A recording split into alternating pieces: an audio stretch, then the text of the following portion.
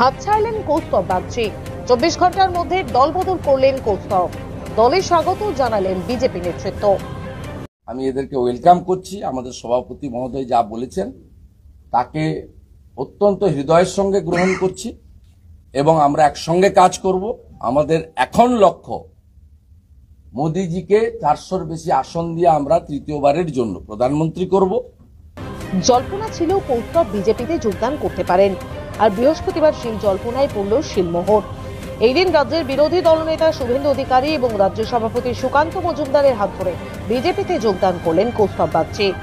বহু বছর ধরেই কংগ্রেসের রাজনীতিতে যুক্ত কৌস্তব, তবে দলের সঙ্গে তার বনিবনা হচ্ছিল না বলেই বুধবার কংগ্রেস ছাড়েন কৌস্তব বাগচি। সমস্ত পদ থেকে ইস্তফা দিয়েছেন কৌস্তব। তারপর থেকেই শুরু হয় জল্পনা এবং বিজেপিতে যেতে পারেন কৌস্তব, এমনই জল্পনা শুরু হয়েছিল আগে থেকেই। বৃহস্পতিবার সমস্ত জল্পনার অবসান ঘটিয়ে কৌস্তব পদ্ম পতাকা তুলে নেন হাতে।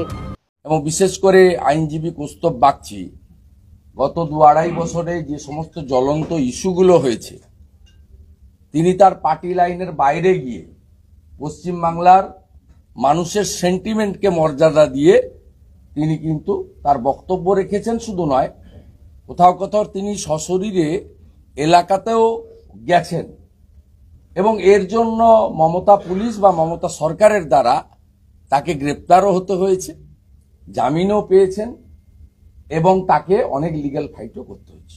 এদিন বিজেপিতে যোগদান করার পরে কৌস্তব জানিয়েছেন, কংগ্রেস যেভাবে তৃণমূল নিয়ে নরম মনোভাব দেখাচ্ছে, সেখানে আত্মমর্যাদা নিয়ে কংগ্রেস দলে থাকা যায় না মোটেই। ব্যুরো রিপোর্ট, বাংলা দর্শন।